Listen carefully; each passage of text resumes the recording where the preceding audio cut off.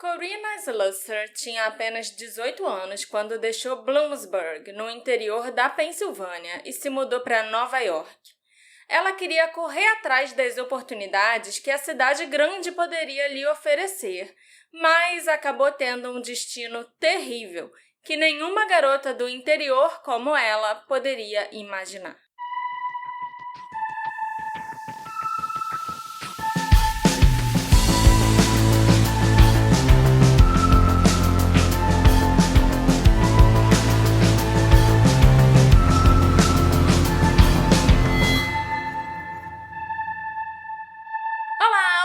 Queridos, sejam bem-vindos ao episódio 250 do Detetive do Sofá. Yeah! Eu sou a Marcela, a host desse podcast. Antes de eu começar a falar sobre, o que eu vou trazer pra vocês nesse episódio, Alexandre. Eu tenho recados. Não quero saber dos seus recados ainda. Então não sei. Eu quero te perguntar qual desses 249 episódios que a gente fez até agora, ou quais, foram mais marcantes pra você? Caraca. Não vale falar Brian Schaefer, porque esse todo mundo já sabe. Eu tinha que puxar aqui a lista. Eu gostei muito. Recentemente. Eu vou puxar recentemente. Não é pra puxar a lista. Se foi marcante, vai estar na sua cabeça até hoje. Eu gosto muito, já falei isso aqui, eu gosto muito dos episódios que você pensa fora da caixa. Então você traz uma parada parcialmente ligada a True Crime, e aí encaixa ali no mistério, no True Crime, ou você aproveita para educar as pessoas sobre um assunto aleatório. Ok. Então... Você gosta de um nicho muito, muito específico de episódios. Sim, mas Pois é, né? Eu gosto realmente de um nicho muito específico. Eu já comentei isso aqui. Sei lá, um episódio que você fala do Japão, e aí você aproveita para contar um pouquinho daquela cultura que tem a ver. E aí conta uma curiosidade. Eu gosto de saber essas curiosidades. Entendeu? Kimodameshi. Kimodameshi era o episódio do hotel que... Não é a minha resposta, mas assim, você contou... Eu nunca mais esqueci dessa palavra, Kimodameshi. Eu aprendi a ouvir ela e outras coisas japonesas. Megumi e Narumi. Exatamente. O desafio no hotel Mal Assombrado. Alguma coisa assim. Então, eu gosto desses episódios. Uhum. Então, dito isso... Vou citar 2 recentes, tá? Porque é o que tá mais fresco na minha cabeça. Infelizmente, uma hora vira tudo uma maçaroca de crime. Claro. Uma bolha disforme de crime. Dos 2 episódios que eu vou falar, eles têm uma coisa em comum. Eu gostei muito do da Annie, que você fez. Sabia que você ia falar isso. Gostei muito do da Annie que você fez. E você fez uma mistureba de coisas pra colocar naquele episódio. Inclusive, tá super na moda esse episódio agora. Porque no episódio tinha Ofélia. Inclusive... eu reconheci no clipe! Nas fotos... Caraca, foi daí que eu conhecia. Tem um quadro da Ofélia que inspirou o clipe da Taylor Swift. The Fate of Ophelia. Eu vi o clipe da Taylor Swift, eu vi aquela pose e falei, cara, isso me lembra alguma coisa, Eu acho que eu já vi o quadro que essa primeira cena tá fazendo referência. Tá no Instagram, porque eu falei muito sobre Ofélia naquele episódio. Você devia ter falado antes, quando eu vi, porque eu fiquei muito me cutucando de onde eu conheço essa imagem, a referência da imagem. E agora que você me falou, tudo faz sentido. Voltando à minha resposta, eu gosto muito desse episódio, foi uma mistureba, você tem atos naquele episódio que lidam com assuntos completamente diferentes, eu achei muito bom. Eu tenho eras, igual a Taylor. Eu não tinha muito confiança, mas eu achei o episódio muito, muito bom. E o outro episódio, eu falei, eles têm coisas únicas. Recentemente foi o do Padre do Tesouro. Eu ia falar Padre do Balão, não tem nada a ver. Foi o do Padre do Tesouro. Eu também imaginei que ia ser esse. Porque eu achei muito interessante toda a parada do tesouro, o jeito que você foi construindo a história e tal, o jeito que você foi contando. Eu achei muito interessante mesmo. E achei uma história misteriosa e que, como eu falei, são 2 episódios que tem muita coisa em comum. Pra mim, não tem uma pessoa morrendo logo no início. Não tem uma menina morrendo logo no início. E 2, são 2 episódios que a gente pensou, putz, não tem uma menina morrendo logo no início. Não sei nem se a galera vai se importar com esse episódio. Né? E acabaram que foram episódios legais. Quem ouviu gostou bastante. Sim. Eu sei que eu ouvi e gostei bastante. Mas agora, se você me pedir pra falar sobre um episódio lá da era 200 pra baixo, Aham. eu não vou conseguir. Vai ser mais difícil. Eu não vou conseguir, realmente. Tem alguns bem do início que me marcaram, mas tem alguns mais recentes também, que eu achei que ficaram bem legais. Teve o da mulher que morreu na escada do próprio prédio. É a Recente? Ingrid Kaikart, que eu acho que aquele episódio ficou bom. Teve um episódio não tão recente assim, de uma atriz russa muito famosa, Yolanda, não, como é que era o nome dela? Eu ia pesquisar, mas era uma atriz muito famosa que, desde a época da União Soviética, e ela teve uma filha com um soldado americano, e ela morreu em casa com uma bala na cabeça. Que eu achei que ia morrer várias vezes, só que ela morre velhinha. Isso, ela morre velhinha. Né? Aí pra roubar eu botei uma foto dela novinha. Mas ela morre velhinha pra surpresa. Eu gostei muito. Porque ela passou de por fazer muita episódio. coisa, se eu não me engano. Eu não lembro de detalhe, mas eu sei que ela passou por muita coisa naquele episódio. Eu não me lembro o nome dela. Lembrei. É o episódio da Zoya Fyodorova. Amy Bradley, eu também acho muito marcante. Mas o episódio que eu fiz lá atrás. Depois que teve o Netflix, teve a família se pronunciando, e teve o irmão falando um monte de coisa. A gente fez até uma atualização, uma live e tal. Você quer falar que não é o da atualização? Não é o da live. Mas o que eu quero dizer é que eu fiquei muito orgulhosa do que eu já tinha descoberto. E aí foi ver no Netflix e bateu muita coisa. Bateu muita coisa, e muita coisa do que foi falado ali teve um ângulo que eu não gostei. Eu não sei se eu não gostei da família, se eu peguei um ranço da família, que eu, sei lá, hoje em dia eu não tenho mais tanto apego a esse caso quanto eu tinha lá no episódio que eu fiz há muito tempo atrás. Que a família entendeu? queimou o filme contigo. Queimou o filme. Por causa exatamente. de coisas ditas no documentário da Netflix. Entendi. Coisas, sei lá, eu não gostei da família, do jeito que eles trataram que me marcou, a Amy. Não sei de um jeito bom, porque eu achei que aquele ali você forçou o limite. Você testou o limite. É um jeito melhor de falar. É o da Ingelots. Mas foi interessante aquele episódio porque trouxe um público novo. Não sei se o Spotify recomendou, porque foram 6 episódios. Aí que eu falei... Eu ia falar 7. Foram 6. Ok. Foram 6 episódios, que são episódios bons, sabe? Eu acho que aquilo ali poderia... Se a gente tivesse esse esquema de fazer um podcast inteiro, uma temporada sobre um caso. Projeto Humanos da Marcela. Aquilo ali foi um exemplo do que poderia ser. Entendeu? Sim. Não necessariamente era o que as pessoas procuram quando buscam o Detetive do Sofá pra ouvir, mas... eu achei que aquilo ali foi o que poderia ser um Projeto Humanos Marcela, apresentado por Marcela, aí aqueles 6 episódios da Ingelots. De novo, foi muito bem feito e tal, mas como eu acho que a gente passou 6 semanas colocando episódios que tinha uma menina linda, loura na capa, isso fez subir muito o público, sabe? Então...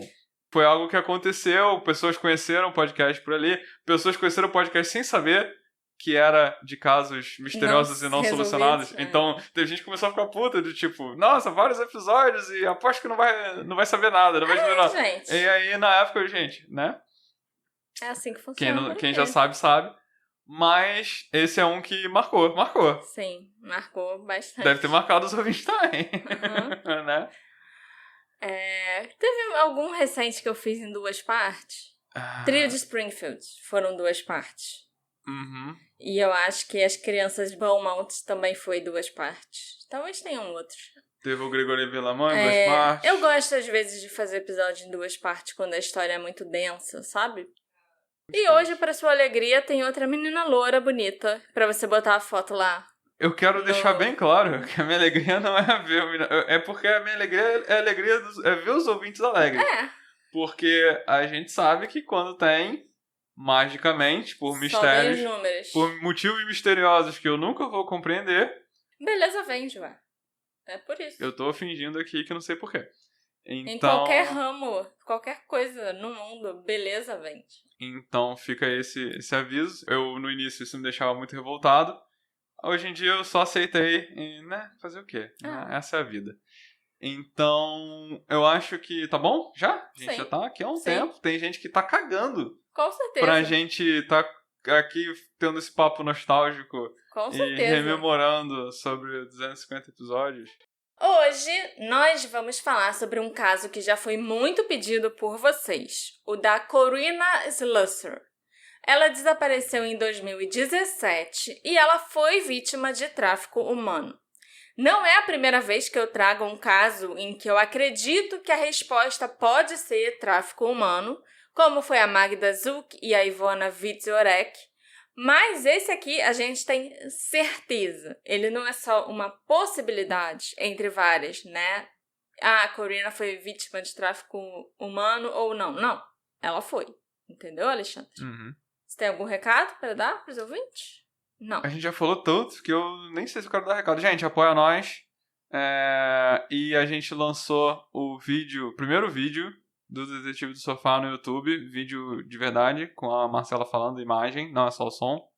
Episódio editado, bonitinho, feito com carinho pra você. Que é referente ao episódio da semana passada do Rodney Marks. Né? Óbvio que por motivos a gente não deu pra lançar os dois ao mesmo tempo.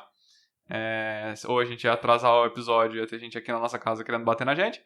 Então, tá lá. Por favor, prestigiem. Por favor, entra lá, dá um like, assiste. Esquece ele ligado pro YouTube. Quem sabe o YouTube faz aquilo ter as próprias pernas e oferece pra galera e mostra pra galera. E a gente tá pensando em, fazer mais isso, criar uma meta da nossa campanha de financiamento coletivo, porque esse tipo de coisa exige realmente um investimento grande, porque vídeo grande, edição profissional, né, de um editor profissional, editora, no caso do vídeo, é muito complicado pra gente fazer. Então, assim, esse foi pra gente testar, ver como é que fica, ver se a gente gosta, ver se o público gosta. Ver a resposta também das pessoas. Vai que a parada funciona no YouTube por si só, né, independente do podcast, vai que não, a gente precisa de ajuda pra vocês, pra dar um up naquilo lá. Então, eu falei no episódio passado pra se inscrever no Detetive do Sofá, então o vídeo já apareceu, quem se inscreveu já apareceu. Deixa aquilo ali tocando, esquece, sabe? Só pra o YouTube achar que as pessoas estão interessadas naquilo e estão assistindo aquilo por um bom tempo, né? E indica pra outras pessoas que vocês sabem que gostam de vídeos ao invés de podcast, por exemplo. E se aquilo ali der um retorno de espectadores, de ouvintes, de apoios, de AdSense no YouTube, eu não sei, entendeu? Se aquilo ali der certo de algum jeito, a gente pode fazer mais. Óbvio, a gente quer fazer mais, porque, bem ou mal, a gente sempre tá filmando as nossas gravações. Sim. Todas as nossas gravações, sei lá, alguns episódios já, vários episódios, a gente tem filmado e tem disponibilizado sem edição para os nossos apoiadores acompanhar. Com a ideia de um dia transformar isso em vídeo, com a ideia de um dia fazer isso um negócio maneiro. Então, agora a gente realmente pediu para editar. E isso que eu falei, se isso der certo, de alguma forma, né? Obviamente que a gente quer fazer mais. E é isso. Corinna Slusser nasceu em 6 de outubro de 98, em Lewisburg, na Pensilvânia. Ela cresceu na pequena cidade de Bloomsburg, ao lado da mãe, Sabina, e do irmão mais velho, Justin. Em 2018, a população local era de menos de 14 mil habitantes nessa cidade. Até os 12 anos, a Corinna teve uma figura paterna, o então namorado da mãe, que também participou da sua criação. A Corinna também era próxima dos avós, que moravam na mesma região quando ela estava crescendo. Assim, o seu círculo familiar mais próximo era formado pela mãe, o irmão e os avós maternos. Bloomsburg é uma cidade rural e tranquila, típica do leste da Pensilvânia.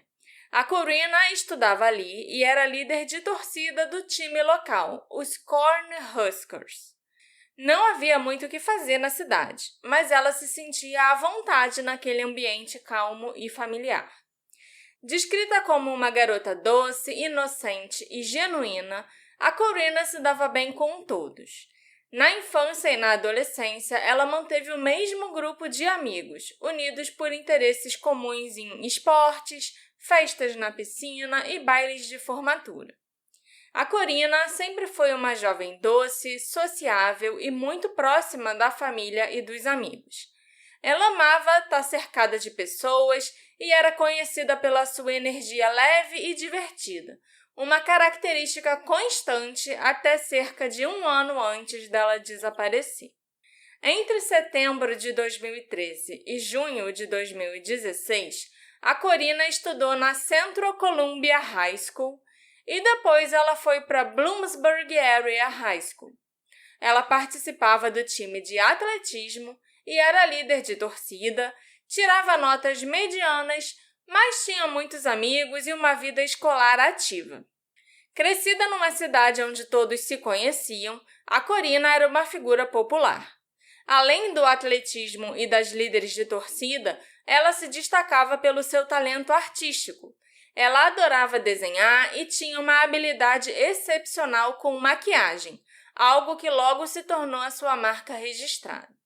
Vaidosa e criativa, ela estava sempre cuidando do cabelo e da maquiagem das amigas.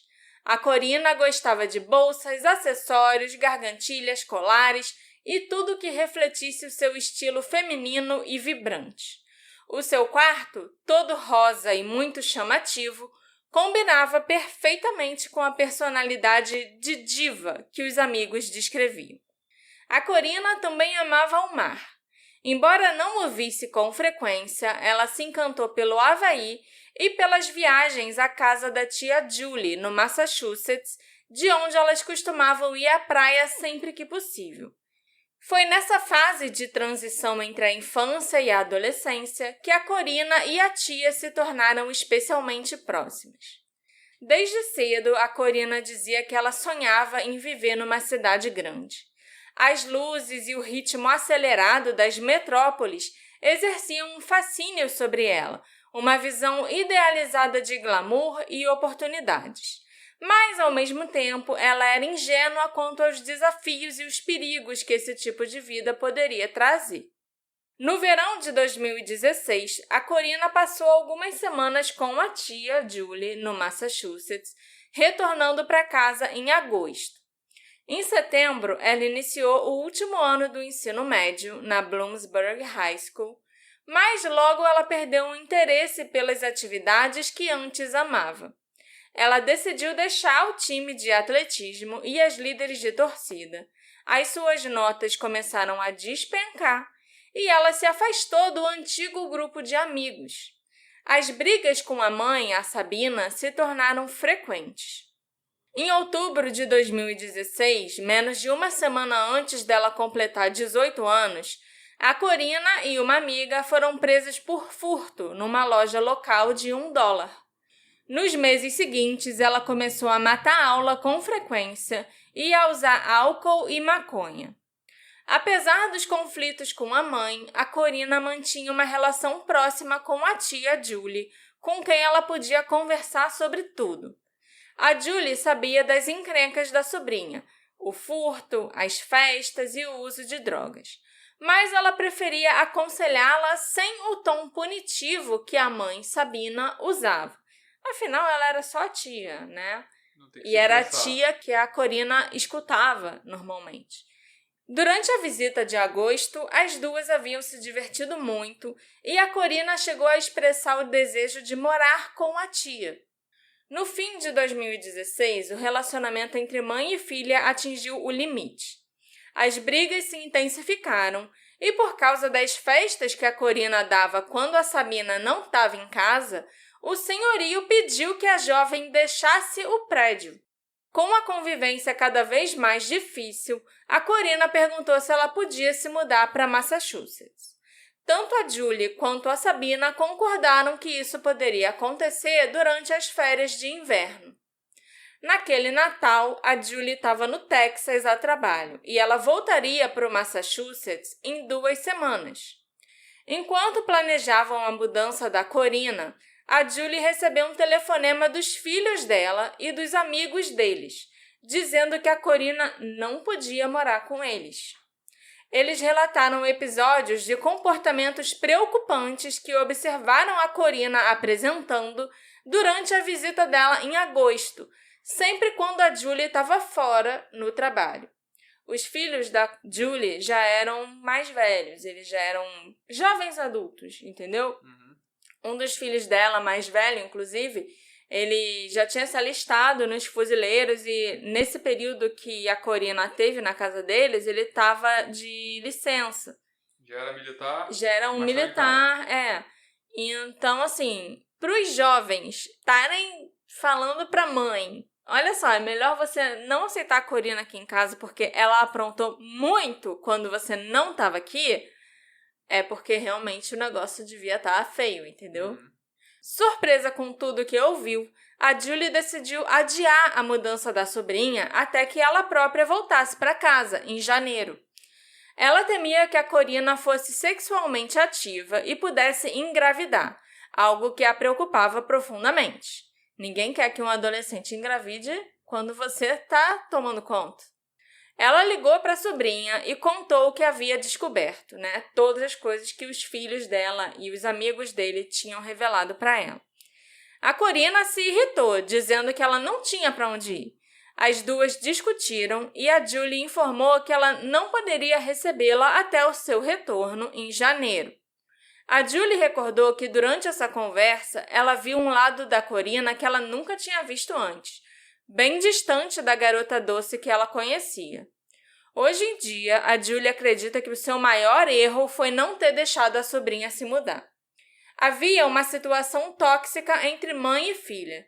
Se eu pudesse voltar atrás, preferia 1000 vezes lidar com uma gravidez adolescente do que com o que acabou acontecendo, afirmou a Julie numa entrevista recente para o podcast Unfound.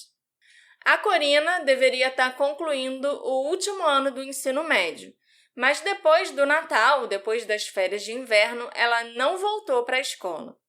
Ela tinha planejado terminar os estudos no Massachusetts, mas com a mudança dela adiada, ela acabou se matriculando numa escola particular online, que ela também abandonou pouco tempo depois. A Corina nunca chegou a receber o diploma ou a concluir o ensino médio. No dia 3 de janeiro de 2017, a Corina publicou no Twitter o print de uma mensagem emocionante que ela tinha enviado para a mãe. A mensagem dizia o seguinte: preciso que as coisas mudem, preciso ser feliz. Perdi a motivação e os objetivos por causa de quão infeliz eu tenho sido. Eu me odeio e eu preciso me ensinar a amar a mim e a você.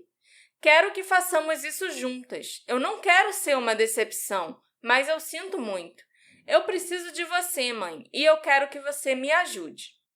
A Sabina se lembra dessa fase com tristeza. Ela declarou o seguinte: a Corina estava se metendo em encrenca. Ela recebeu multas, estava bebendo muito, arrumando confusão. Eu percebi que tudo estava mudando com ela. Ela estava descontrolada e eu não sabia como lidar com ela sozinha.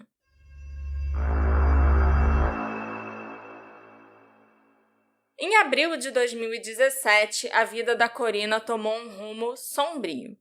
Ela tentou tirar a própria vida ingerindo 50 comprimidos de Tilenol extra forte em casa, em Bloomsburg. Uma amiga ligou para sua mãe, Sabina, no trabalho, avisando que a Corina havia sido levada às pressas para o pronto-socorro. O seu quadro era grave. O fígado estava falhando e os médicos disseram que ela poderia até precisar de um transplante. A Corina foi transferida para a UTI do Geisinger Medical Center, em Danville, onde ela ficou internada por mais de uma semana. Felizmente, ela se recuperou sem precisar do transplante, mas depois de receber alta, ela ainda passou 3 dias numa unidade psiquiátrica para avaliação. Lá, ela conseguiu convencer os médicos de que aquele episódio havia sido um erro pontual e recebeu alta poucos dias depois. Ainda em abril, durante a internação, a Corina começou a trocar mensagens com um homem de Nova York. Amigos e familiares acreditam que foi nesse período que ela conheceu Giovanni Peguero, um homem ligado a atividades criminosas. Pouco depois, roupas e sapatos de grife começaram a aparecer em sua casa. E quando a mãe perguntou de onde vinham, a Corina respondeu que eram presentes de um amigo que ela conheceu no hospital. Em maio de 2017, a Corina fez uma grande tatuagem no centro do peito. E no mês seguinte, ela saiu de casa. ela passou a morar com uma amiga chamada Kaylee Levan em Hazleton, na Pensilvânia, e conseguiu um emprego no restaurante Applebee's.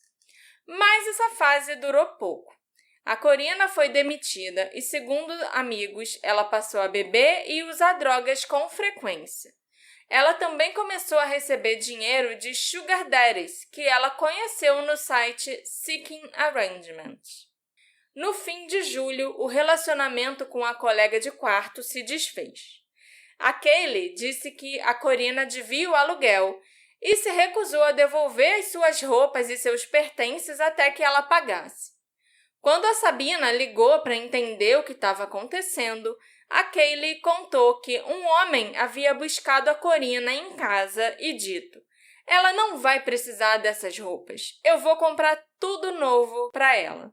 Pouco tempo depois, a Corina ligou para a mãe dizendo que ela tinha conhecido alguém em Nova York que poderia lhe oferecer um lugar para ficar.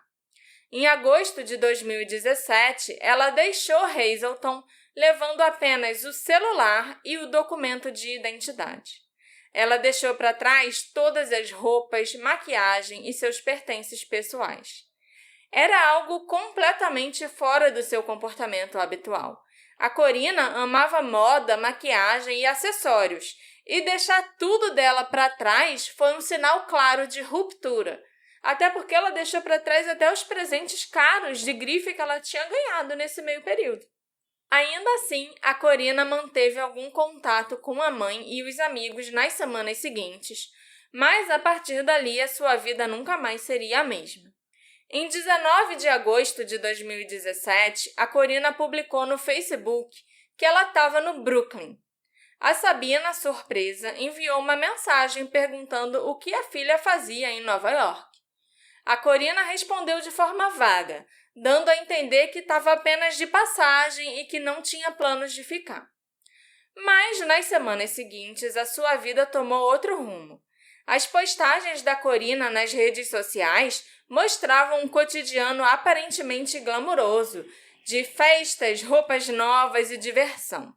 Mas por trás das fotos havia uma realidade sombria. Em 21 de agosto de 2017, o primeiro anúncio online da Corina como acompanhante apareceu.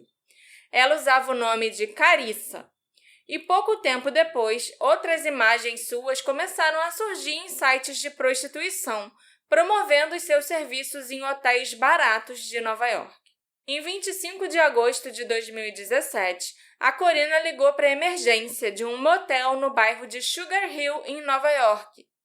Tremendo e chorando, ela contou aos policiais que o homem que ela chamava de Daddy, identificado como Giovanni Peguero, havia roubado $300 dela e a agredido quando foi confrontado. De acordo com o relato da Corina, o Giovanni a agarrou pelo pescoço e a jogou contra a parede, dificultando ainda a sua respiração. Ela foi levada ao hospital logo após o ataque.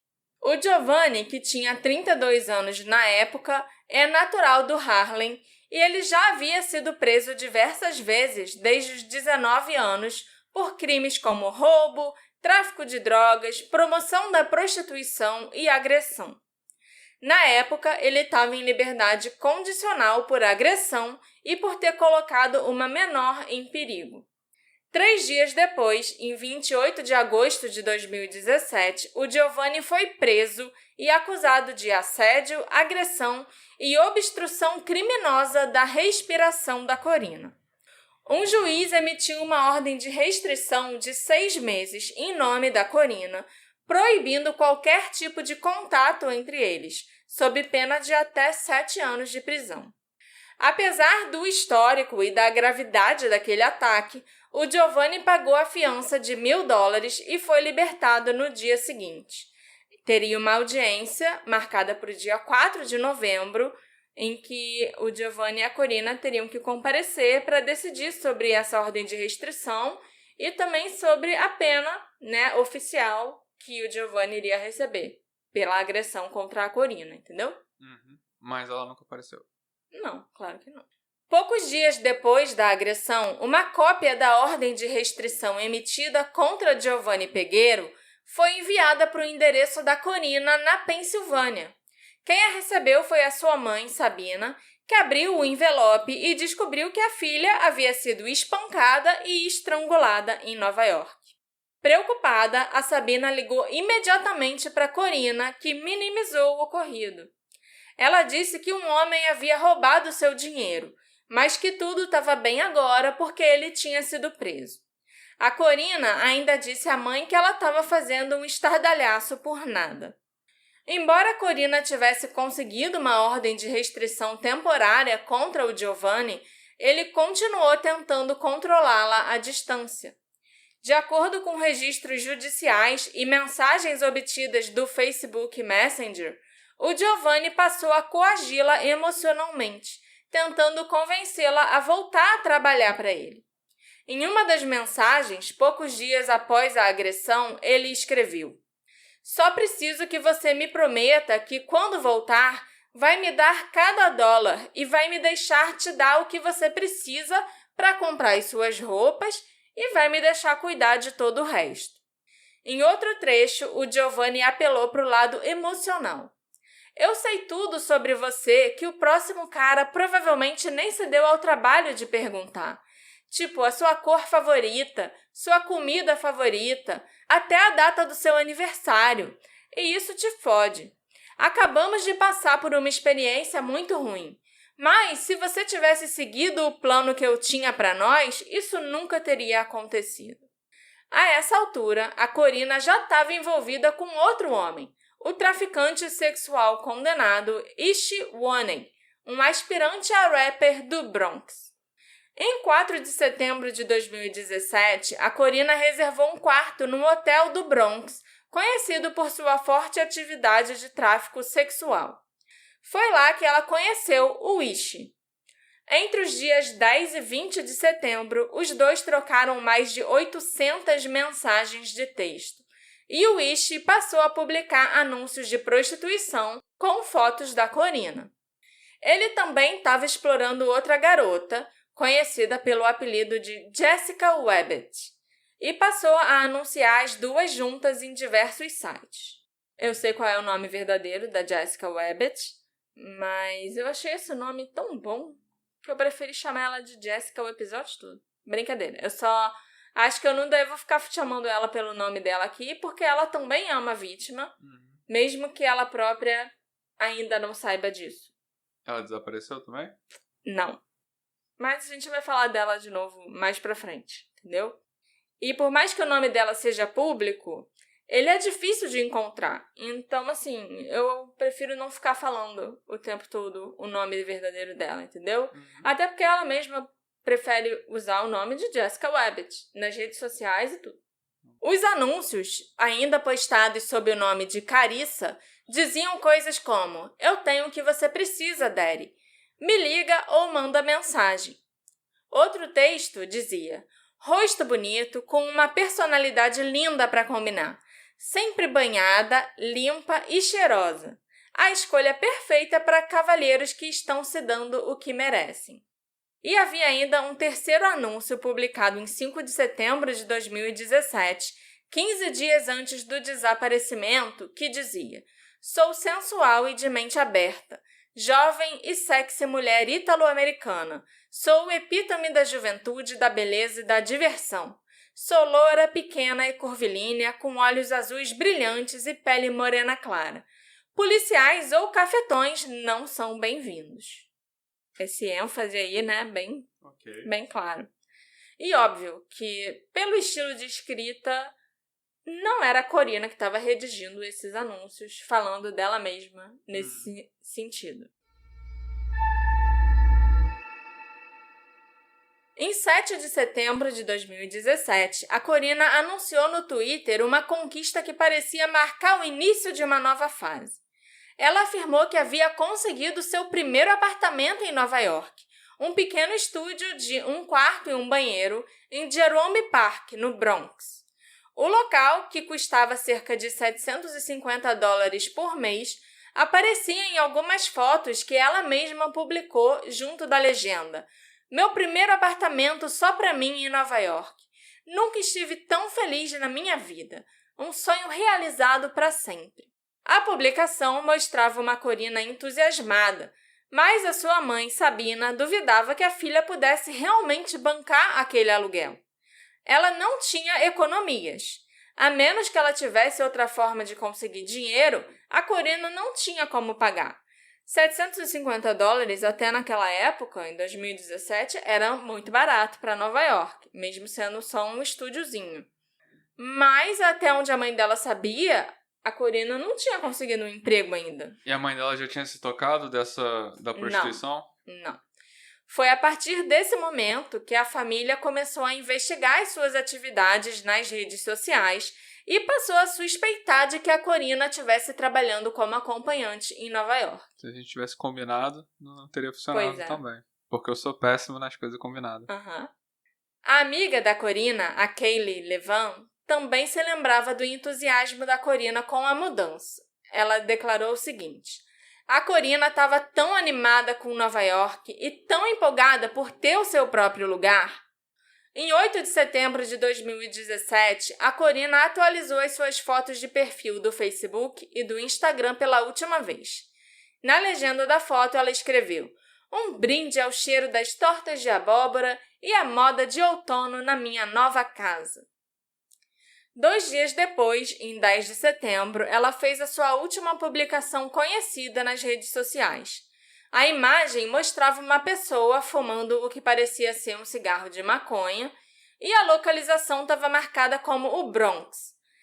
A legenda é toda em gírias locais de Nova York, mas dizia algo mais ou menos assim, traduzindo: um baseado no meio do dia, no meio da estrada, é sempre bom para a alma. A relação entre a Corina e a tia Julie tinha ficado estremecida em dezembro de 2016, quando a Julie se recusou a deixá-la se mudar para sua casa. A tensão entre as duas durou entre janeiro e fevereiro. Mas pouco tempo depois, a Julie sofreu um acidente e ela precisou passar por uma cirurgia no joelho. Ela ficou 1 mês internada e levou outros 4 meses em recuperação e fazendo fisioterapia. Durante esse período, as duas acabaram perdendo o contato completamente. No dia 11 de setembro de 2017, a Julie passou o dia inteiro ao telefone com a Sabina, a mãe da Corina. As duas estavam conversando sobre o pai da Sabina e sogro da Julie, que estava morrendo na Flórida. Durante essa conversa, a Sabina mencionou casualmente a ordem de restrição contra um homem chamado Giovanni Peguero e a tentativa de suicídio da Corina em abril. A Julie ficou em choque. Até então, ela não sabia de nada, nem sobre a hospitalização ou a agressão que a sobrinha tinha sofrido. Naquela mesma noite, a Julie conseguiu falar com a Corina. A ligação durou cerca de 7 minutos. A Julie tentou demonstrar preocupação e perguntou diretamente sobre o homem que a havia machucado. A Corina, visivelmente desconfortável, respondeu: ah, sim, bem, ele está preso agora e não vai fazer isso de novo. Depois ela fingiu que estava entrando num túnel e desligou o telefone. Era mentira, até porque naquele momento o Giovanni já tinha sido solto e ele continuava tentando manipular a Corina pelas redes sociais. Mas essa foi a última vez que a Julie falou com a sobrinha. Em 14 de setembro de 2017, a Corina curtiu uma publicação feita pela tia Julie no Facebook, e essa foi a sua última interação conhecida na rede social. Interação pública, né, que eu digo. Nesse mesmo dia, o seu avô materno faleceu na Flórida.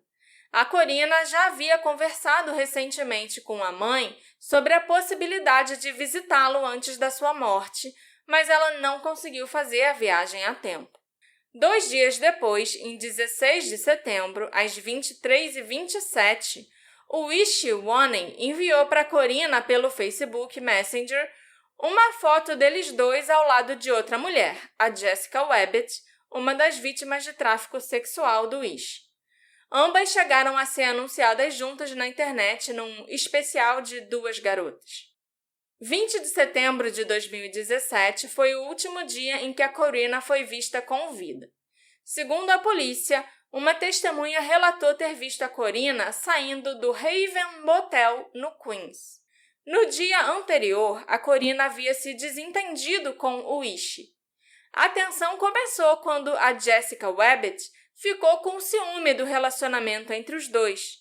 Por causa disso, a Corinna foi forçada a deixar o local onde ela estava vivendo, que muito provavelmente não era aquele apartamento bonitinho do Twitter, e o Ishi a levou para o Haven Motel, um estabelecimento conhecido por drogas, prostituição e crimes violentos, há muito tempo monitorado pela polícia por ser um ponto de tráfico e exploração sexual. Entre 10 e 20 de setembro, o Ishi e a Corinna trocaram 806 mensagens. As conversas cessaram justamente quando ele a deixou no motel, no dia 20. Ele afirmou que ele não pretendia mais comercializar a Corinna, porque a sua parceira atual, a Jessica, não aceitava mais a presença da Corinna. O Ishi, então, deixou a Corinna no motel, pagando apenas por um período de 3 horas, o tempo padrão de aluguel dos quartos naquele motel, que custavam cerca de $40 por esse período. E ele a deixou sem comida e sem dinheiro, sem nada. O Haven Motel, no bairro de Jamaica, no Queens, era um lugar notoriamente degradado. As janelas eram escurecidas com blackouts, os quartos alugados por hora e as queixas dos moradores da região incluíam prostituição, drogas, música alta e preservativos usados jogados nas ruas. Um artigo publicado pelo Queens Chronicle em 2006 já o descrevia como um foco constante de reclamações. Apesar de haver câmeras de segurança no local, nenhuma gravação de 20 de setembro foi recuperada. As investigações posteriormente revelaram que os equipamentos frequentemente não funcionavam para proteger os cafetões que alugavam quartos regularmente. Assim, não existe registro visual da Corinna chegando ou deixando o motel naquele dia. Também no dia 20 de setembro de 2017, a Corinna ligou para a mãe, Sabina, e disse que queria voltar para casa, afirmando que Nova York não era o que ela esperava. Durante a conversa, a Sabina contou a ela que estava indo para a Flórida para o funeral do pai, que seria no domingo seguinte. A Corinna disse para a mãe que todos os seus documentos tinham sido roubados, incluindo a carteira de motorista e o cartão do seguro social, e que por isso ela não poderia voar para a Flórida para o enterro do avô. Em vez disso, ela afirmou que ela pegaria um trem para a Pensilvânia no dia seguinte. A Sabina lembra que foi a primeira vez que a Corinna expressou claramente o desejo de voltar para casa, e ela disse o seguinte para a filha: "Se você quiser voltar amanhã, vai voltar para a escola e vai conseguir um emprego." Foi a última vez que a mãe e a filha se falaram. Ainda em 20 de setembro, às 19h04, a Corinna enviou uma mensagem pelo Messenger para o Giovanni Peguero pedindo ajuda. "Por favor, me ajude, senão eu posso ser presa. Ele me deixou em uma estadia curta que vai acabar logo, sem dinheiro e sem comida." A Corinna se referia, é claro, ao Ishi Wonen, que a havia largado naquele hotel.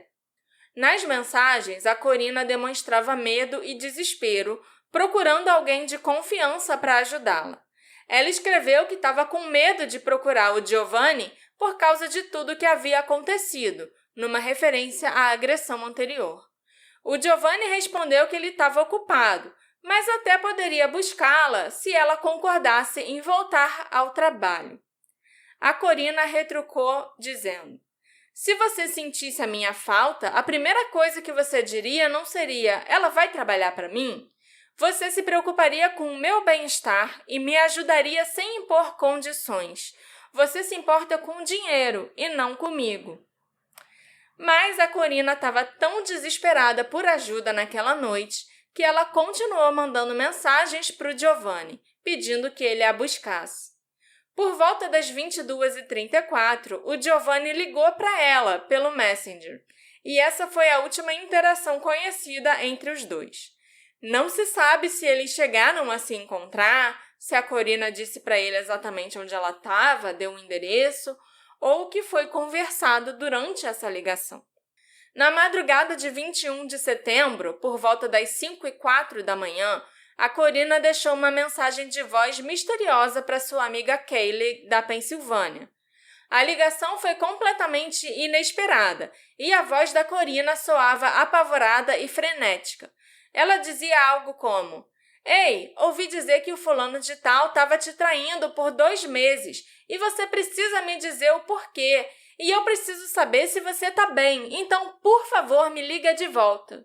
O conteúdo da mensagem não fazia muito sentido, e o horário e o tom da ligação indicavam claramente que a Corina estava muito assustada e fora de si naquele momento. Ninguém faz ideia do que aconteceu com ela depois. A Corina era muito ativa nas redes sociais antes do seu desaparecimento, mas a partir de 20 de setembro, todas as postagens e interações cessaram completamente. A mãe da Corina, a Sabina, foi para a Flórida em 21 de setembro para o funeral do pai dela. A Corina deveria chegar em casa na Pensilvânia no dia seguinte, mas ela nunca chegou.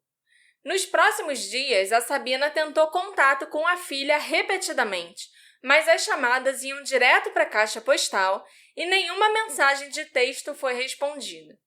Em 1º de outubro de 2017, a Sabina retornou para casa em Bloomsburg e contatou os amigos da Corina, que também não tinham notícias dela.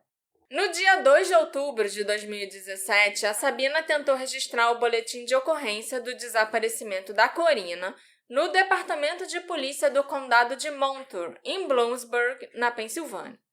Uma investigação posterior revelou que a polícia do condado consultou o Ministério Público de Manhattan sobre o caso e sobre a ordem de proteção que a Corina possuía contra o Giovanni Peguero. Segundo o relatório, o Ministério Público de Manhattan alertou que, dado o histórico do Giovanni, havia preocupação de que ele pudesse estar mantendo a Corina contra a vontade e a traficando para fins de exploração sexual. Quando o condado de Montour informou que não poderia aceitar o boletim de ocorrência, já que a Corina tinha desaparecido em outro estado, no dia seguinte a Sabina foi pessoalmente para Nova York. Lá ela descobriu algo frustrante. Nenhuma delegacia queria registrar a ocorrência. Para eles, a Corina era apenas mais uma garota desaparecida, mais um número, mais uma estatística, e não havia nem pessoal suficiente para se importar. Mas a Sabina não desistiu. Com determinação, ela fez diversas ligações exigindo alguma ação e ficou plantada numa delegacia até conseguir registrar a ocorrência. Lentamente, a polícia de Nova York começou a se mexer. Os investigadores tinham um ponto de partida, o endereço do hotel em que a Corina havia sido agredida pelo Giovanni, que estava listado na ordem de restrição. A Sabina passou horas sentada na delegacia, esperando que os policiais verificassem o hotel e retornassem. Ela imaginava que os agentes iam resgatar a Corina e trazê-la de volta. Mas, no fim, a resposta da polícia foi decepcionante. Falamos com o pessoal do hotel e eles não sabem de nada. Nenhuma ação real foi tomada além daquela visita.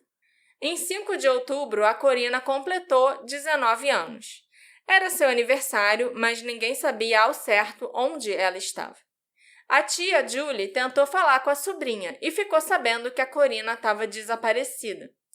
A Julie postou uma mensagem no Facebook desejando feliz aniversário para Corina e logo recebeu um telefonema desesperado da Sabina explicando a situação. A polícia de Nova York estava preocupada com a atenção da mídia. Havia o temor de que, se a Corina fosse muito exposta, os seus sequestradores poderiam levá-la para fora da cidade, dificultando ainda mais qualquer tentativa de resgate. Por isso, foi solicitado à família que não divulgassem detalhes sobre o desaparecimento, porque isso poderia alertar os responsáveis e colocar a Corina em maior perigo. Em 19 de outubro de 2017, o Departamento de Polícia de Nova York enviou um e-mail para Corina, informando que a sua família havia denunciado seu desaparecimento e perguntando se ela estava bem. Mas é óbvio que a Corina nunca respondeu, né? Pouco tempo depois, em 29 de outubro, às 18h31, o Wish Woney enviou uma mensagem para Corina pelo Messenger. Oi, estou com saudades. Pode me ligar para me dizer se está tudo bem? Também não houve resposta. No início de novembro de 2017, a Sabina decidiu levar a história da filha à mídia. Cerca de 2 meses após o desaparecimento, o caso finalmente ganhou atenção pública. Uma organização sem fins lucrativos ofereceu uma recompensa de $10 mil por informações que levassem ao retorno seguro da Corina. Desesperada, a Sabina fez um apelo emocionante nas redes sociais. Não aguento mais dias como esse. Temo o pior, mas rezo pelo melhor. Rezo para que ela volte para casa. Estou esperando que um anjo ouça minha oração. A casa está vazia, silenciosa. Ela sempre tinha música tocando em seu quarto. Costumávamos sentar e tomar café e fofocar juntas. Ela queria criar a sua própria linha de maquiagem, estudar na escola Paul Mitchell de beleza e depois se mudar para Nova York. Após o desaparecimento da Corina, houve buscas por ela, mas poucos detalhes foram divulgados. Grande parte das investigações foi mantida em sigilo porque se suspeitava que ela havia sido vítima de tráfico sexual. Ao contrário de outros casos de desaparecimento, não houve campanhas públicas de busca e a maioria das ações ocorreu discretamente. Uma força-tarefa especializada em tráfico de pessoas esteve envolvida nas investigações desde o início. Em 3 de novembro de 2017, 2 policiais de Nova York interrogaram a Jessica Rabbit e o Wish Woney em um hotel em Nova Jersey sobre o desaparecimento da Corina.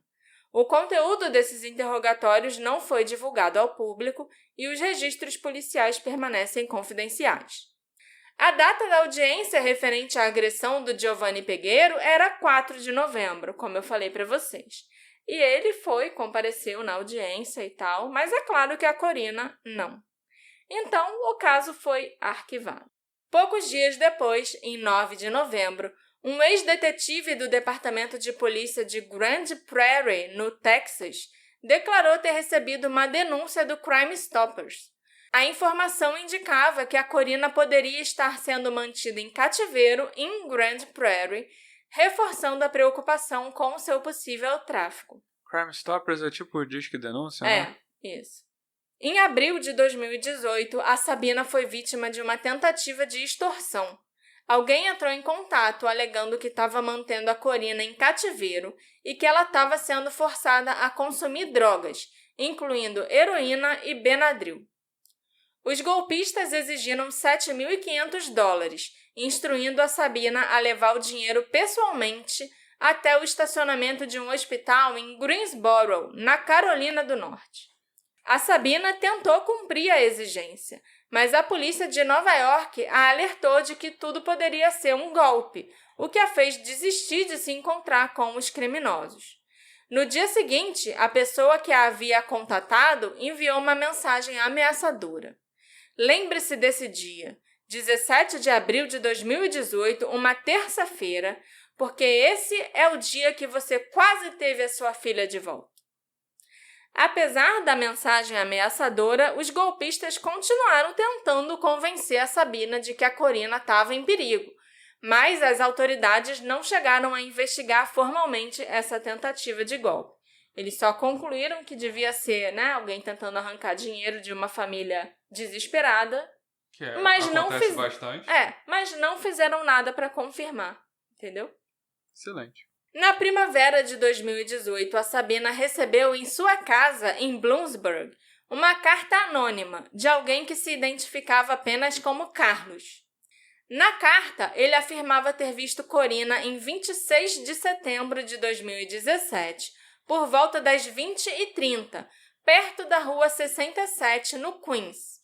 Segundo o tal de Carlos, ela estava correndo atrás de um amigo dele e gritando que iria processá-lo. Na carta, o Carlos revelou o nome completo desse amigo e ainda relatou ter tentado contatar o amigo por mensagem depois daquela noite, sem jamais receber resposta. Mas uma pergunta inquietante surgiu a partir dessa carta. Como uma pessoa aleatória, supostamente morando em Jamaica, no Queens, teria conhecimento do nome e endereço da mãe da Corina no interior da Pensilvânia? Na primavera de 2018, o FBI passou a investigar o caso.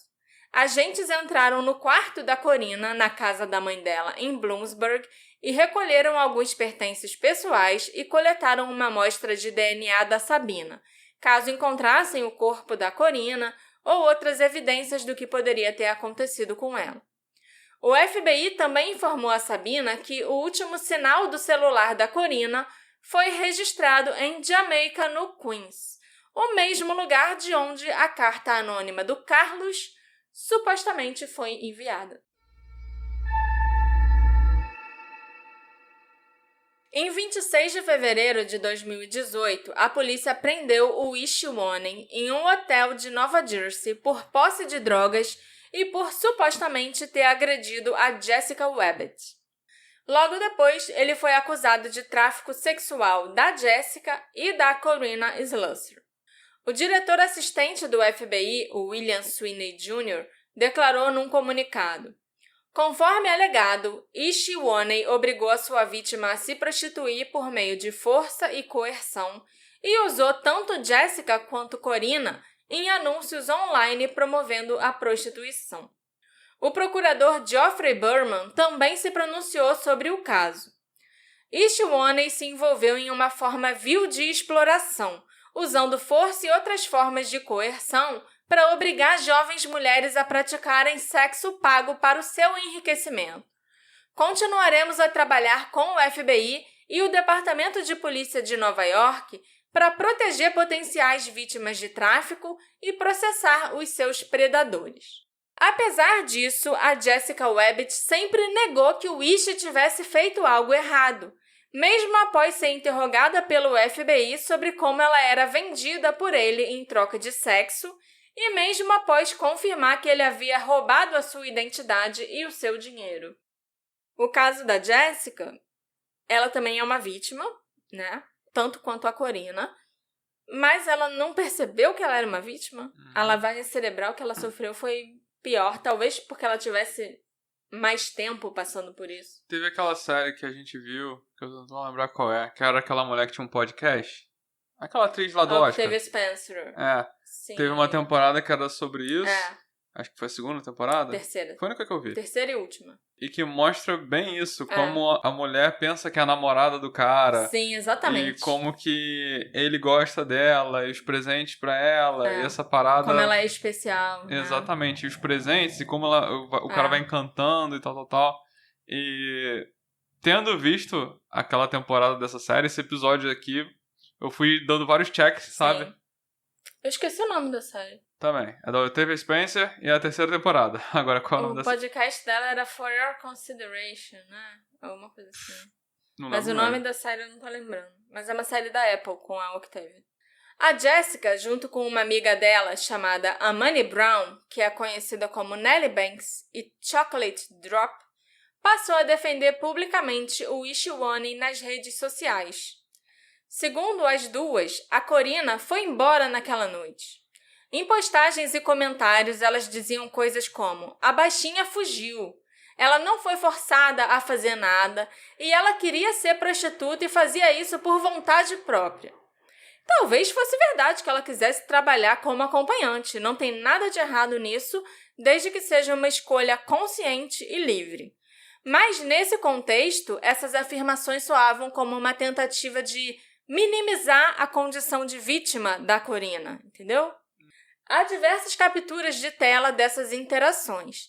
A Jessica, a Amani e várias outras contas de trolls criadas por elas, né, contas falsas, chegaram a assediar membros da página do Facebook dedicada ao desaparecimento da Corina, incluindo até a mãe dela, Sabina. As mensagens da Jessica e da Amani costumavam ser agressivas e provocativas. Elas intimidavam usuários, enviavam mensagens ofensivas e criavam contas falsas para continuar o assédio depois que eram bloqueadas. Em um dos comentários, a Amani chegou a escrever: "Digam à mãe da Corina que a prisão do Ishi não vai dar em nada." Mas, nesse ponto, ela estava errada. Em outubro de 2018, o Ishi chegou a um acordo judicial com a promotoria. Ele se declarou culpado de 4 das 5 acusações contra ele, incluindo tráfico sexual de menor e uso de meios interestaduais para promover a prostituição. Um mês depois, o Ishi foi sentenciado a 15 anos de prisão.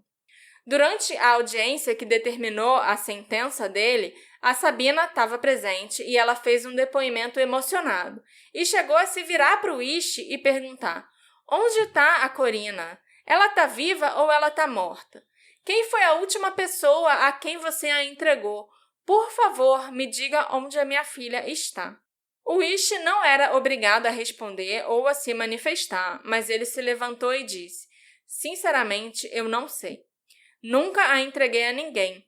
Se ela está viva ou morta, eu realmente não tenho certeza, mas eu rezo para que ela esteja viva e para que você a encontre." O Ishi Waney tinha 24 anos na época. Até hoje, ele ainda cumpre pena na prisão federal de Terre Haute, em Indiana, com libertação prevista para 28 de novembro de 2031. O Ishi foi preso inicialmente por agressão e posse de drogas após atacar a namorada, né, entre aspas, Jessica Webbett. E durante a investigação, os agentes analisaram o celular dele e encontraram os anúncios de prostituição envolvendo a Jessica e a Corina. E foi isso que acabou ligando o Ishi ao desaparecimento dela. De acordo com os registros, o relacionamento entre o Ishi e a Corina durou cerca de 15 dias, entre 4 e 20 de setembro de 2017. Ele afirmou ter deixado a Corina no motel Haven na noite de 20 de setembro, e a partir desse momento, não há evidências de que os dois tenham voltado a se comunicar.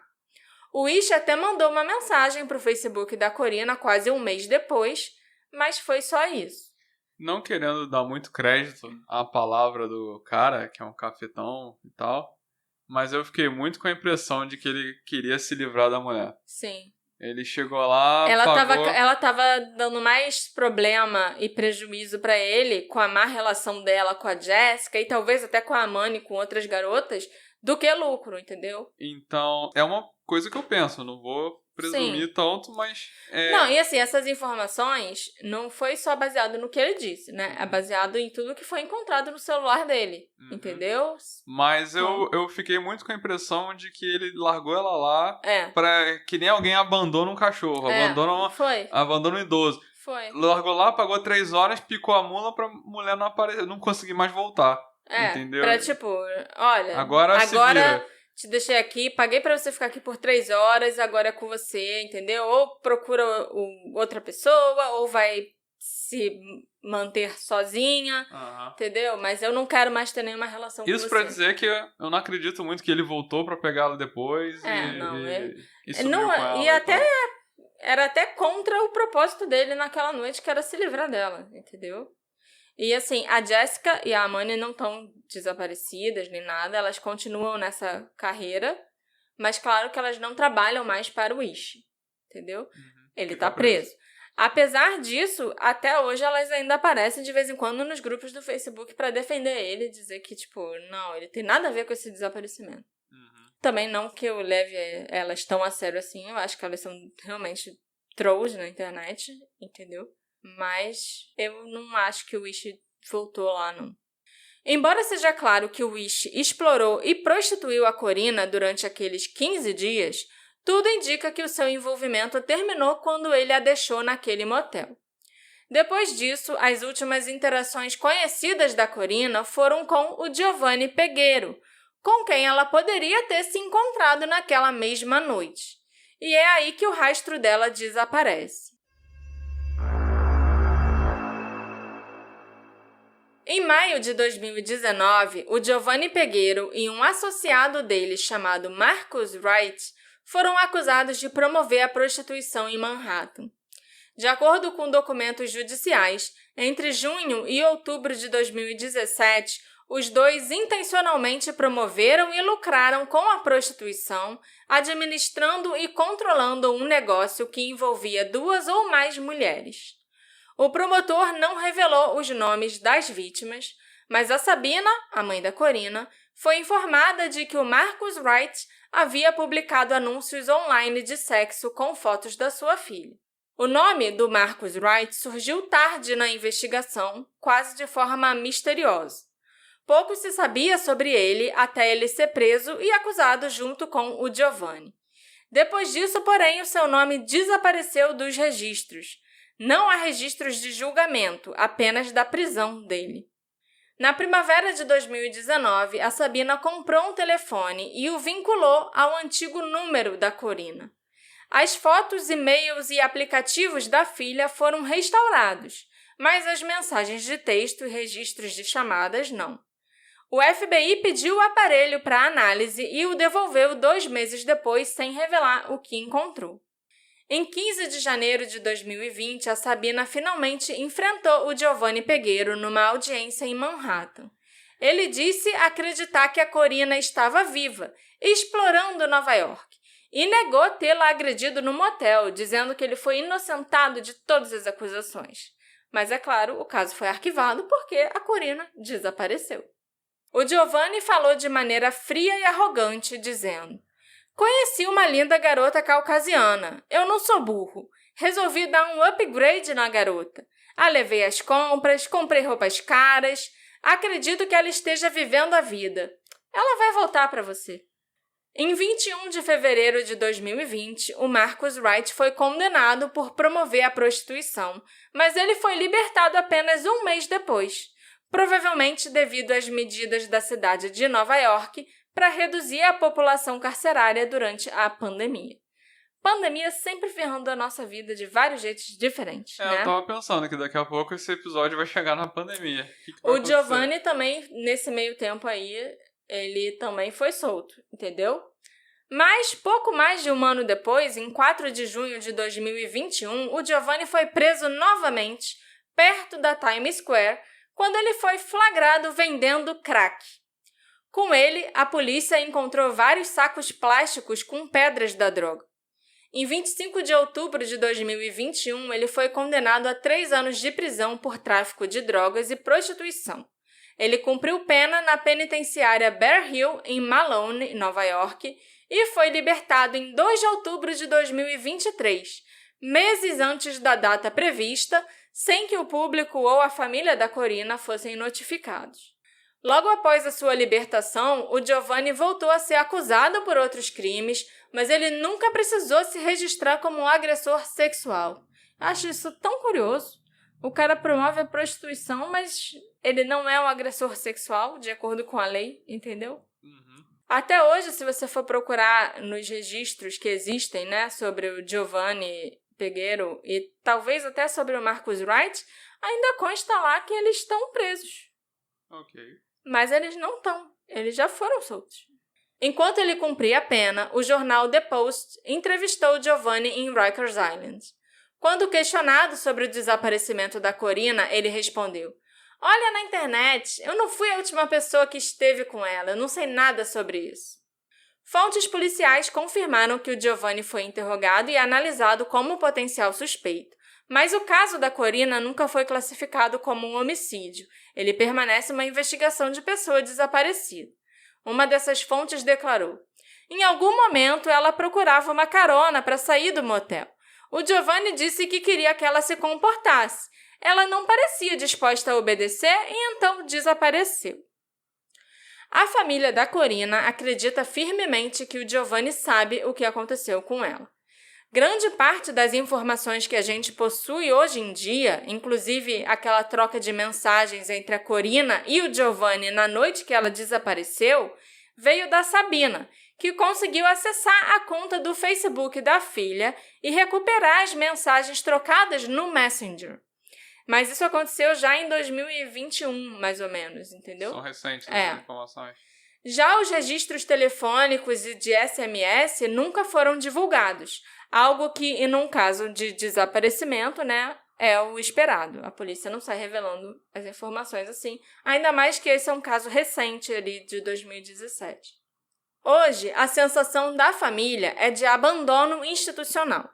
Depois que o Ishi foi condenado em 2018, o contato com o FBI, o promotor e a polícia de Nova York simplesmente cessou. A mídia também parece ter parado ali, como se a história da Corina tivesse terminado ou sido resolvida com a prisão do Ishi. Mas, para quem realmente acompanhou o caso, continua acompanhando até hoje, o Giovanni Pegueiro continua sendo a peça-chave. Não parece que o Ishi tem algo a ver com o desaparecimento dela. Os primeiros relatos, logo de cara, ligaram o desaparecimento da Corina a uma rede de tráfico sexual que operava entre a Pensilvânia e Nova York.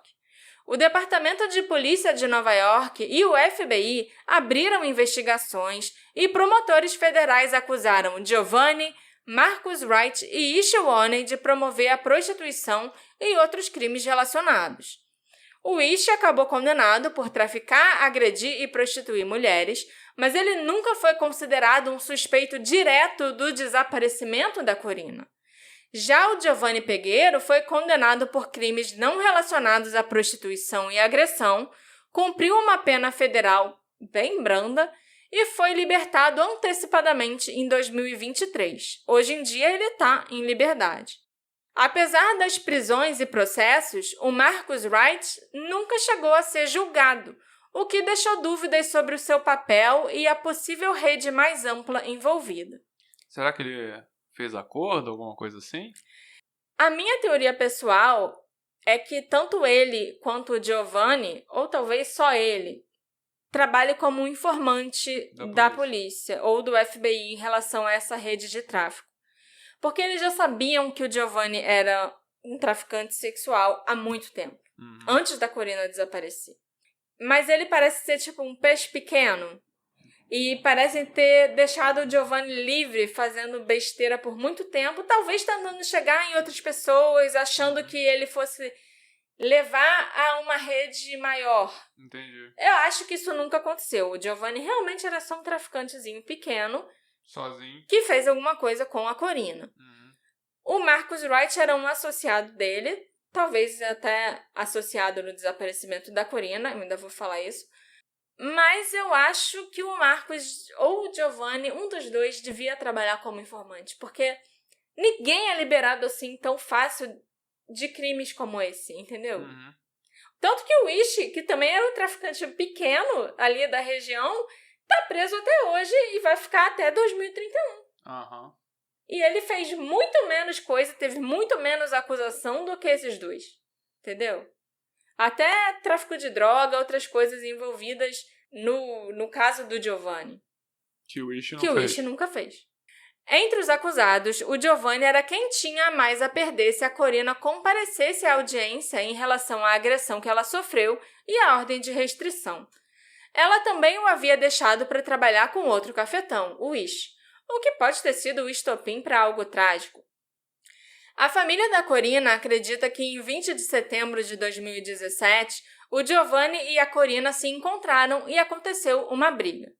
O Giovanni, com a ajuda de um cúmplice, possivelmente o Marcus Wright, ou alguém que possuía um carro, matou a Corina e ocultou seu corpo. Talvez ele o tenha queimado, por causa da tatuagem marcante que ela possuía, ou talvez ele o tenha descartado num corpo d'água, ali perto do aeroporto JFK ou perto do Parque Baisley Pond, em Jamaica, no Queens.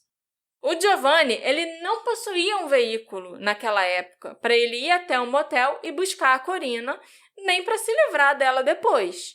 Então, se ele não possuía um veículo, as autoridades deveriam identificar quem em seu círculo tinha. Além disso, alguém levou o Giovanni até a Pensilvânia para buscar a Corina e trazê-la para Nova York. Mas quem fez isso? Entre as pessoas próximas ao Giovanni em 2017, quem desapareceu? Quem ainda está por perto? E o que essas pessoas sabem? Os associados dele precisam ser localizados e interrogados, porque alguém sabe de alguma coisa. mesmo que sejam só detalhes sobre como a Corina e o Giovanni viajaram da Pensilvânia para Nova York, por exemplo.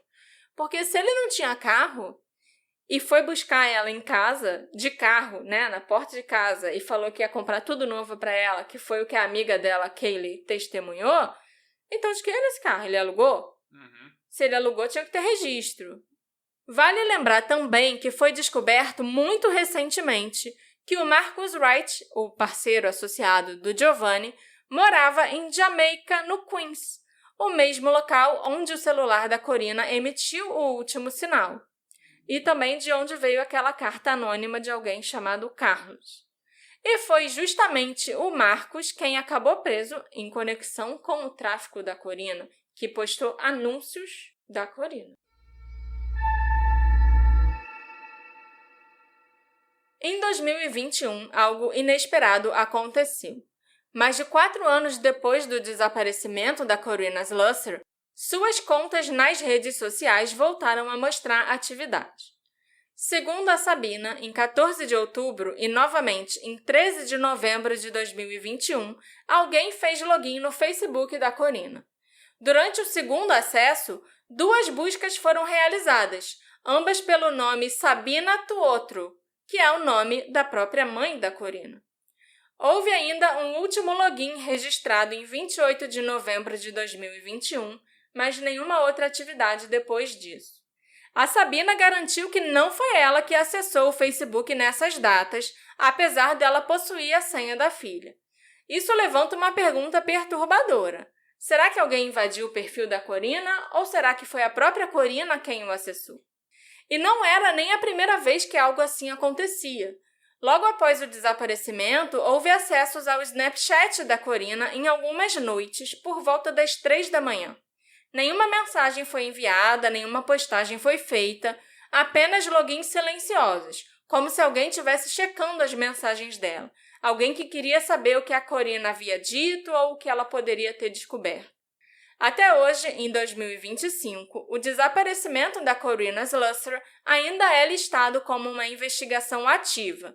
Mas, na prática, ninguém está procurando por ela. Não há um investigador designado ao caso e todos os autos relacionados ao Giovanni Pegueiro ou ao Marcus Wright foram selados e nenhuma informação sobre o envolvimento deles com a Corina pôde ser obtida.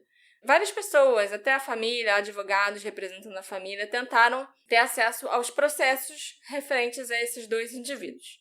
Mas eles estão selados e eles não são liberados pela justiça de jeito nenhum. Já os documentos do processo do ISH foram liberados e estão até disponíveis na internet. Eu acho isso bastante curioso.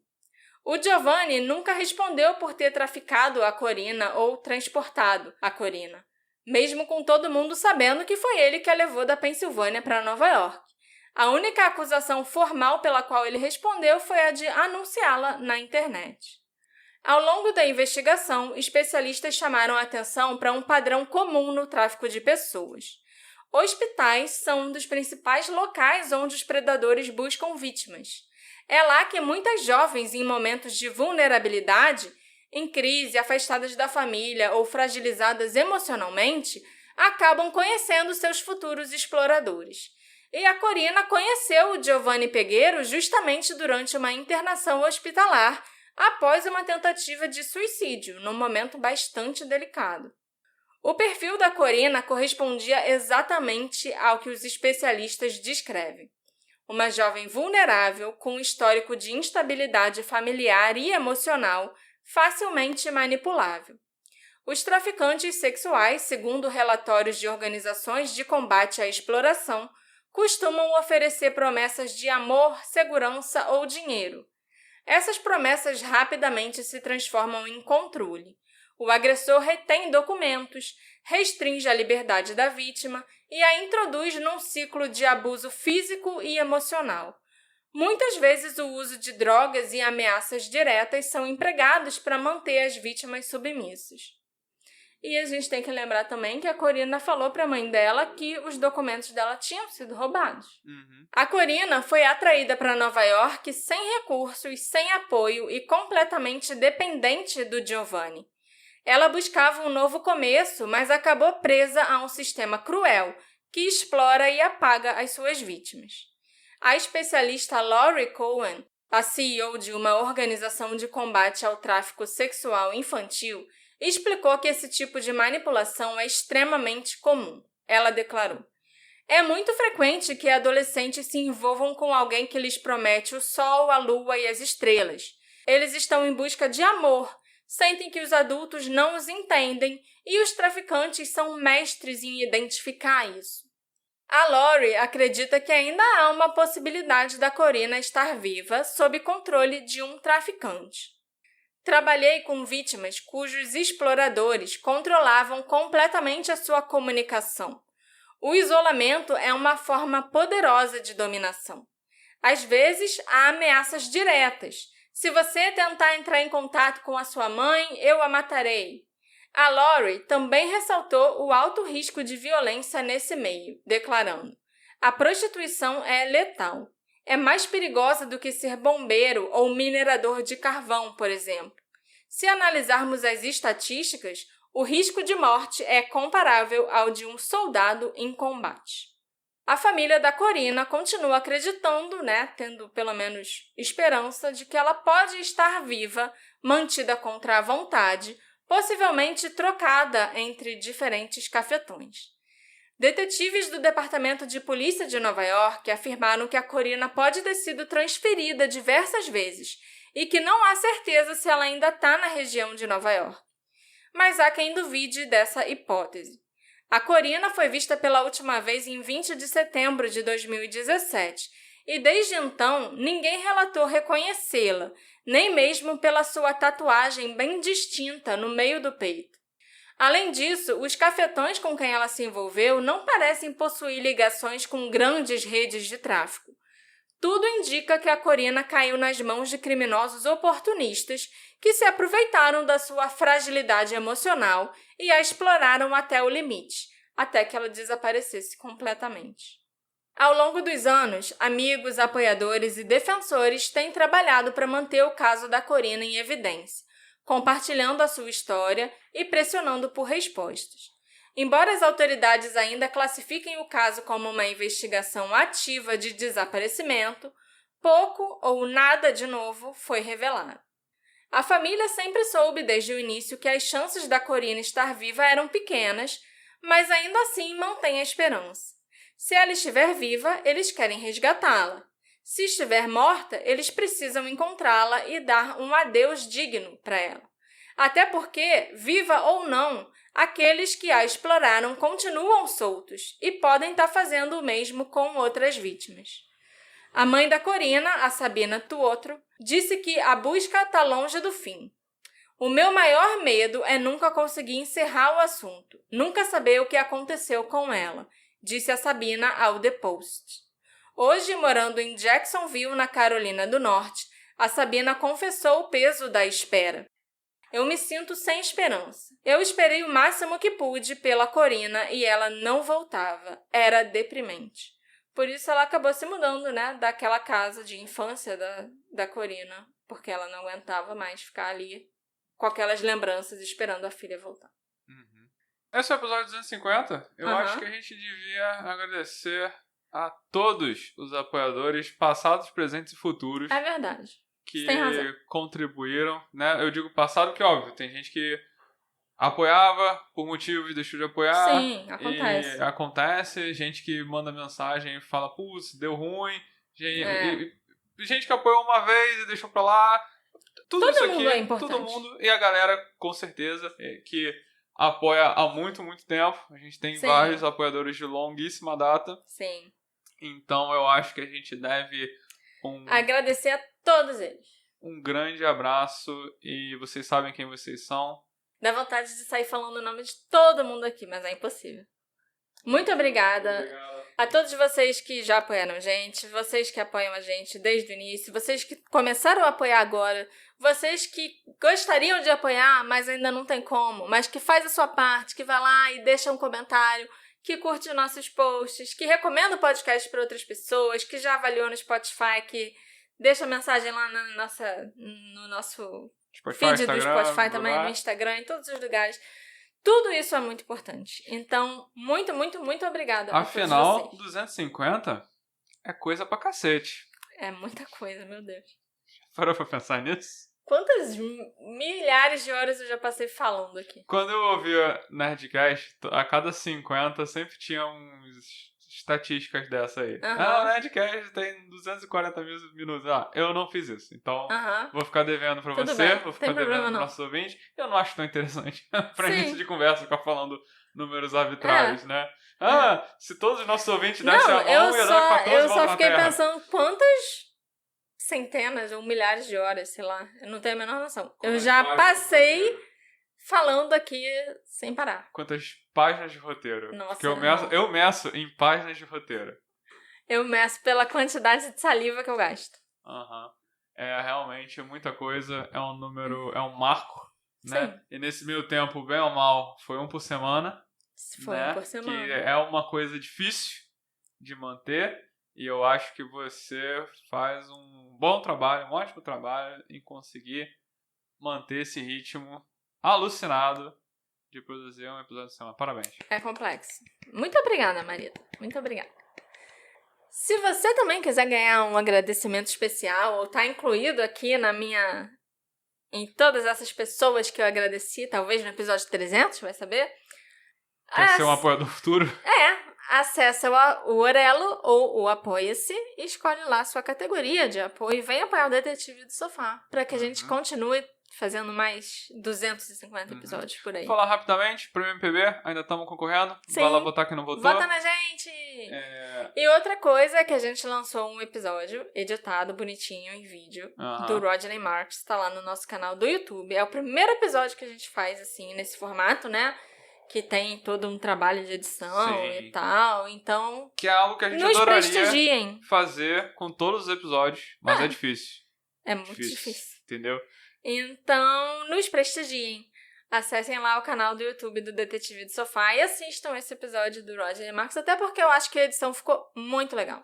Se você gosta de ir lá depois do episódio, né, alguns dias depois, e ver as fotos referentes ao episódio, quando eu posto, você vai gostar mais ainda de acompanhar o episódio, porque as fotos já estão lá enquanto eu falo. Então, eu acho bem legal. Sim, sim. Se você não quiser ver, dá play e deixa rolando, porque isso vai ajudar. Tudo bem, vale também. Não tem problema. É só isso. Então, é isso aí, né? Quem você acha que provavelmente é o responsável pelo desaparecimento da Corina Sluss? Você acha que é o Ishi e que ele tá lá onde merece? Com certeza ele tá onde ele merece, né? Porque ele é um traficante. Fez por merecer? Fez por merecer pra estar lá. Você acha que é o Giovanni Pegueiro? Você acha que o Marcus Wright, que a gente sabe pouquíssimo sobre ele, pode realmente estar envolvido no caso? Qual a relação deles com a polícia? Qual a relação deles com os investigadores, com a Corina? Ou você acha que ela foi vítima de outra pessoa que a gente não conhece, que nem foi mencionado aqui nesse episódio? Sei lá, talvez de algum cliente que ela tenha encontrado. Me encontra nas nossas redes sociais, @detetive do sofá. Vai lá no Spotify também, deixe seu comentário e vem me contar o que você achou desse episódio. E também me diz qual o seu episódio preferido, ou mais marcante ao longo desses 250. Comenta aqui quem fez maratona e ouviu os 250. Comenta aqui, eu já ouvi os 250. Ok. E me diz, sim, qual o seu episódio preferido até agora do Detetive do Sofá. A gente se encontra na próxima investigação. Tchau, tchau. Tchau, tchau.